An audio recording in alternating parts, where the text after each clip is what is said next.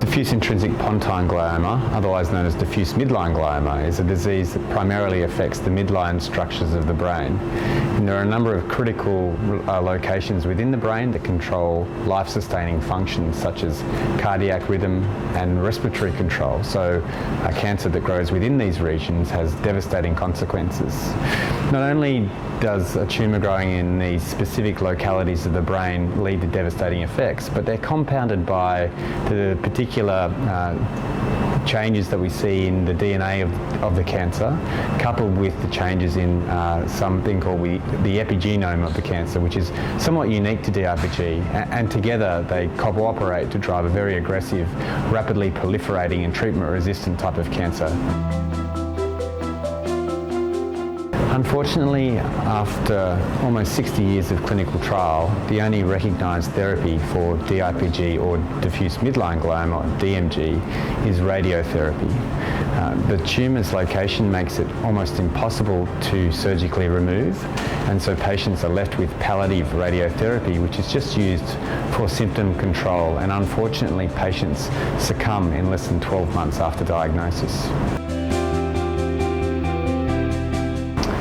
We're taking a systems-wide view of DIPG or DMG.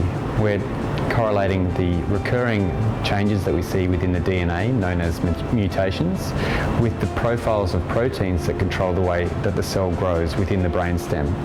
Not only are we looking at that from a cancer-specific mechanism, but we also look at how the immune system integrates with the cancer. And so we've developed a number of therapies that combine to not only reduce the growth of these tumours specifically within the midline structures or the brainstem, but also encourage an immune response so that we can train the body's own immune system to recognise the tumour and help to eradicate it.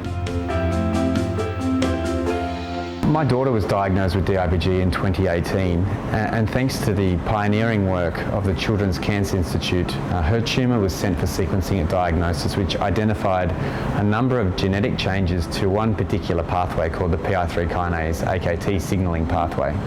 And then after an extensive literature search, I found a drug which was called GDC0084, which has subsequently gained the World Health Organization designation as paxelisib, which targets the PI3 kinase AKT signaling pathway and is particularly penetrant to the brain, meaning that an oral therapy taken systemically gets to the brain and may have positive effects for tumours that are characterised as having hyperactivated PI3 kinase AKT pathways, like my daughter's tumour.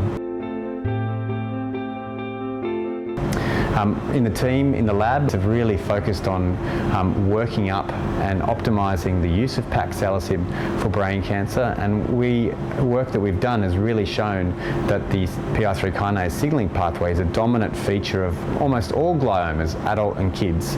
So we really think that targeting that pathway with a really potent and somewhat non-toxic therapy is a good way to go. It's important for a number of reasons. One, it makes us highlight or think about the #1 killer of children from disease in the Western world.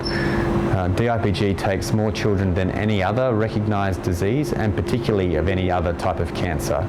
And it's hard to imagine that if there was one particular disease that was responsible for more deaths in children than any other, that we would have an effective treatment. At least we would have a recognised treatment. But to date, we still don't have that except for palliative radiation. And there's teams working around the world to try and resolve that issue, and we hope to play an important part in that resolution.